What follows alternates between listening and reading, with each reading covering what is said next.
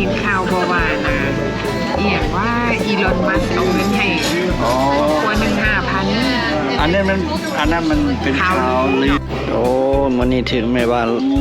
รอเฮาเข้ามาตลาดว่าเบิดนึงว่าซั่นอาหารนี่อาหารของแม่บ้าน นี่เป็นขนมจีนเวียดนามข้าวปุ้นเวียด กับคนเวียดนะโอ้มีหมูจอก หมูจอกอาหารของคุณนี่เท็กซัส โอ้เวียดนามเนาะ แน่นอน เอามากินอาหาร มีแจว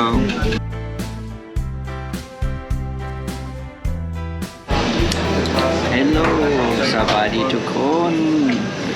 วันนี้ก็ตกเป็นมื้อวันเสาร์ตอนนี้ก็ระหว่าง5 โมงไปวันนี้ก็ฝนตกอากาศหนาวร้อนวันนี้มีโอกาสเขาบ่เข้าเงินครัวเด้อมื้อนี้ วันนี้แม่บ้านเพิ่นเลิกงานไว้ย้อนว่าอย่างไม่ยันแม่บ้านสบายดี FC นะ สวัสดี FC มื้อนี้แม่บ้านเลิกการไว้เนาะพี่น้องเนาะมื้อนี้เลิกการไว้เหตุผลก็ย้อนว่าเฮามาทำธุระส่วนตัวเฮาก็ไปธุระส่วนตัวก็คือเฮาไปหาหมอแควเนาะเฮาก็เลิกออกมาจากคลินิกมาหาหมอแควให้วุ่นว่าหิวข้าวก็เลยพาให้วุ่นมากินข้าวน้อยนึงเอาใจเพิ่นแน่เนาะพี่น้องเนาะเพิ่นเฮ็ดทุกมื้อเพิ่นว่าเพิ่นอยู่แต่เฮือนครัวมื้อนี้เฮาก็ให้เวลาเพิ่นเนาะพาเพิ่นมากินข้าวนอกบ้านเพราะว่าเพิ่นว่าเพิ่นเมื่อยกินอาหารอยู่บ้านหลายที่แท้เพิ่นเมื่อยกับฝีมือเพิ่นเอง ก็เลยพาเพิ่นมาเปลี่ยนบรรยากาศ แม่นแล้วโอ้แกมื้อนี้ก็เบาหวางหน่อยนึง มื้อนี้เฮาก็สิบ่มีหยังหลายเฮาสิมา มือสบาย มื้อสบายๆเฮาก็สิมามาโซเล่ เรื่องฟูตูทรัพหน่อยนึงเนาะมื้อนี้เนาะ เมนเฮาสิมาโซเล่ว่าพี่น้องได้ยินข่าวบ่ว่านะเอียงว่าอีลอนมัสก์เอาเงินให้คนหนึ่ง5,000อันนั้นมันเป็นข่าวลือซื่อๆเขายังบ่ได้เงินเทื่อเนาะพี่น้องเนาะอันนั้นมันเป็นข่าวอย่าไปเชื่อเด้อบ่เชื่อ เมน ทุกสิ่งทุกอย่างมันก็แม่นอยู่อีลอนมัสก์เราก็เว้าอยู่แต่ว่าอันนั้นเป็นเพจของเราเนาะ เป็นเพจซื่อๆ เพจของเราก็ออกมาดีอยู่แต่ว่าเพราะว่ากฎหมายอยู่บ้านอันนี้เนาะมันต้องได้ผ่านสภาเทิงสภาลุมสภาล่างสภาผักไฟใต้ไฟขวบมันละมีหลายอันเซ็นเนาะเซ็นประธานสภาเซ็นหันเซ็นนี่เนาะหลายอันสัวมันสิผ่านแต่ว่าเขาก็มาเอาใจซอยเนาะมันรุ่นเนาะขอให้มันผ่านเขาจึงสิได้เด้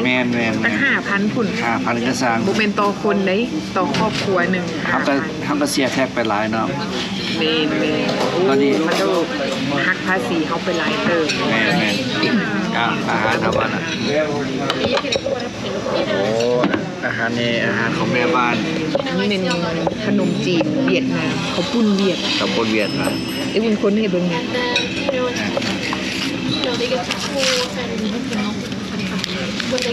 กับปุ้นเวียดโอ้มี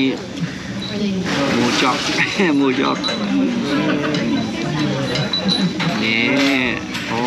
ฮ้อนสุนัขมันฮ้อนอากาศข้างนอกเย็นให้แม่บ้านซิมเบิ่งหาซิมน้ำซะก่อนเดี๋ยวของแม่บ้านจะมาหาซิมซะก่อน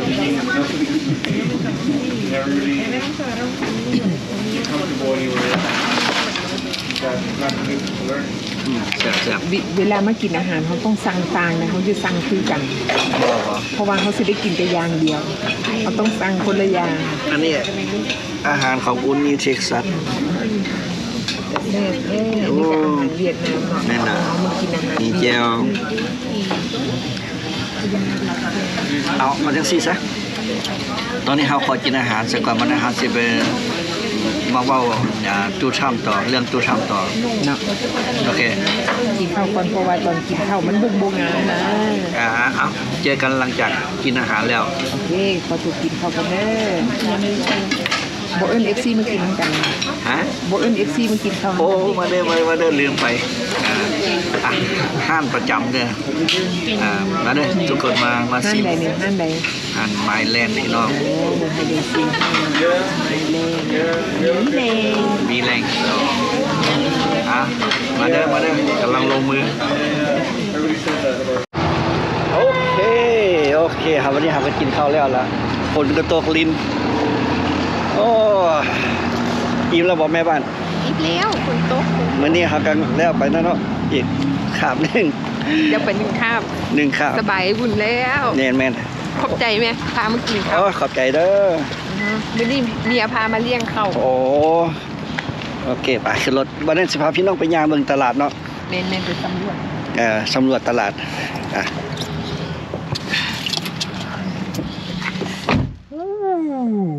หนาวเมื่อวานนี้ฮ้อนมื้อนี้หนาวอากาศแล้วเป็นฮ้อนหนาวเห็นนะเขาเป็นไข้นี่เนาะ ว้าว เขาสิพาไปสำรวจตลาดเนาะตลาดนี่เป็นส่วนหลายเป็นคนเขาเจ้าห้องลาติโนเนาะ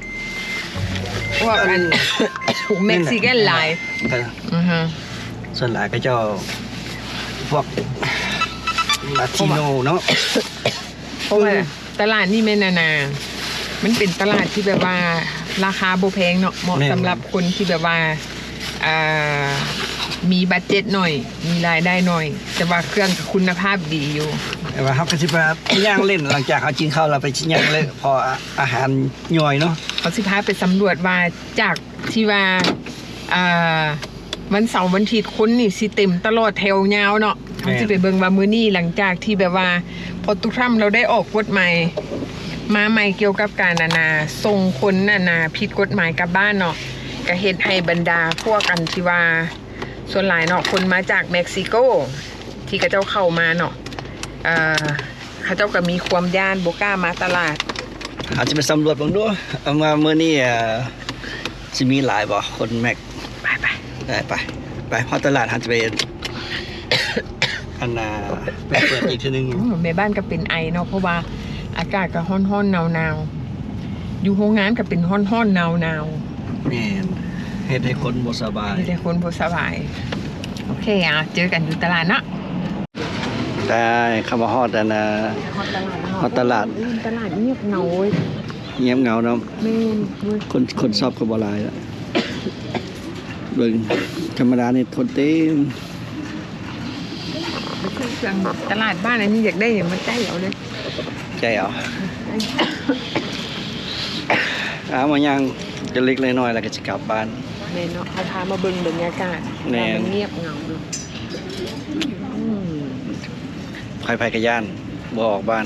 แม่นเขาเจ้าย่างเขาเจ้าบ่ออกบ้านเนาะธรรมดานี่คนเต็ม โอ้ยเลี้ยนแถวกันยาว เบิ่งไอ้บุญพาเนี่ย โอ้ยนี่แน่เอาก็ได้นี่อันนี้ใส่รถทรัคเขา ในราคาที่ ก็ราคา16 ดอลลาร์ อันนี้เนาะผู้ชายมาช้อปปิ้งก็ได้เนาะนี่ ได้ทางหน้าผู้หญิงเนี่ยได้ยังไง ผู้หญิงได้ยัง ยิงมาช้อปปิ้งก็ได้อันนี้ เอาได้ของเงินเครื่องครัว ไปแล้ว เห็นแล้ว เวลาเขาทอดอันนั้นอันนี้นะมันตักสบาย ครับ อยู่บ้านก็มีแต่ว่ามันบาดมือเนาะมันเก่าเลยแต่ว่าอันนี้ก็โอเค คันว่าบ่ได้ของเครื่องครัวด้วยนี่ นี่แหละได้ละ ไป เอาชิ้นอย่างต่อเลาะเบิ่งเลาะ เลาะ อันนี้ โอ้ย พวกอันน่ะ ได้นี่ก็ใส่หน้าบ้าน หน้าบ้าน อันนี้เทซีซันอันสปริงท่อน้ำ ยามพ่นมันสิมาเลยได้ นี่แหละ อันนี้ก็โถใส่อันดอกไม้โอ้โหสั่งคักเลย ไม้สัน ก็มีราคาว่ะ การลืบละ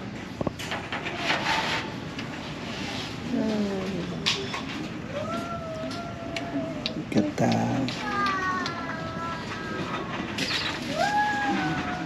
โหใส่ดอกไม้มันถือได้นี่ โอ้ แดงได้นี่ ใส่ต้นมะขีหูดนะลมพัดบูมีปิวแล้วก็แล้วกันอะไรนี่$50 $50 โอ้ลำบากให้กินโยออกโยเขา หนักบ่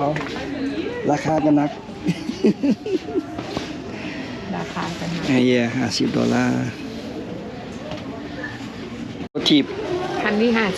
$50เอารถทีมห้างอยู่บ้านมาจอดไว้หน้าบ้าน รถถีบใส่นะเหล้า โทร เบ็ ร ด ถไม่ โซ คันโฮม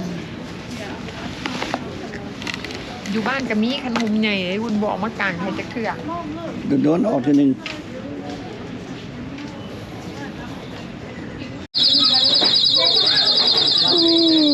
มาช้อปปิ้งแล้วบ่อยากเมื่อบ้านไม่ย่างรอแล้ว ดนมาเท่านึง โอ้7:40แล้วเดี๋ยวนี้นะออกบ้านแต่3 โมง เดี๋ยวนี้7:40แล้วยังบ่อยากออกจากห้าน ออกบ้านไป3 โมงอย่างออกบ้านไป4 โมงครึ่งตอนเช้า โอ้สำหรับแม่บ้านนะโอ้มื้อนี้ถึงแม่บ้านรอเฮาเข้ามาตลาดว่าเบิดดึงว่าซั่นโอ้ ดนมาเท่านึง ตายถึงเรารอเฮาเข้ามาตลาดนะ เลาะเด้ได้มาละ เราบ่เมื่อยเด้อเราตื่นแต่เราออกบ้านแต่4 โมงตอนเช้า ไปแล้วเอามาเล่นเนาะเปิดหูเปิดตา ครับโตอ่า ถ้าแป๊บนึงให้เลาะแน่น้อยหนึง โอ้ราคาถูกใจเอ้แม่บ้านเราจะออกแล้ว ถึงได้คนละหิ้วได้หิ้วอีกเลย ได้คนละถุง ไป ได้นี่ ไปต่อกลับบ้าน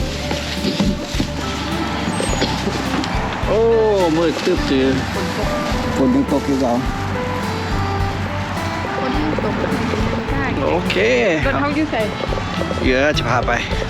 โอเคกลับบ้านแล้วบัดนี้ ช้อปปิ้งออกมา2 รถเว้ย